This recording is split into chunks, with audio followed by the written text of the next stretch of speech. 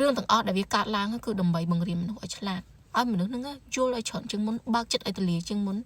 ចេះអត់ធ្មត់ច្រើនជាងមុនចេះអធិស្ឋានច្រើនជាងមុនចេះជួយច្រើនជាងមុនប៉ុន្តែជាទូទៅរឿងនៅក្នុងសង្គមបច្ចុប្បន្នរាល់ថ្ងៃរឿងទាំងអស់ធ្វើឲ្យមនុស្សទៅជាអីធ្វើឲ្យមនុស្សទៅជាខ្លាចធ្វើឲ្យមនុស្សទៅជាអាត្មានិយមធ្វើឲ្យមនុស្សទៅជាអាក្រក់ហ្នឹងបានន័យថាម៉េចរឿងតិចតួចអត់ចេះអធិស្ឋានគ្នារឿងតួចបង្កើតទៅប៉ុណ្ណាណីកន្លែងហ្នឹងដែលគាត់យល់ខុសសូមឲ្យរឿងទាំងអស់កែប្រែយើងទៅជាមនុស្សល្អឲ្យទៅជាមនុស្សម្នាក់ចិត្តទលាហ៊ានលះបង់ចោលខ្ញុំតែងតែនិយាយប្រាប់បងប្អូនពីព្រោះក្នុងជីវិតខ្ញុំជួបរឿងច្រើនខ្ញុំខ្លួនឯងមិនមែនថាកើតមកល្អខ្ញុំធ្លាប់ល្ងងច្រើនខ្ញុំធ្លាប់មានចិត្ត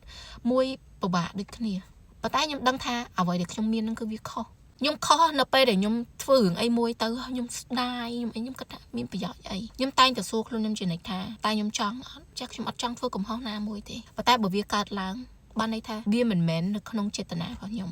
វាអាចថាអ្នកដតីណាមួយធ្វើរឿងមិនល្អឯណាមួយ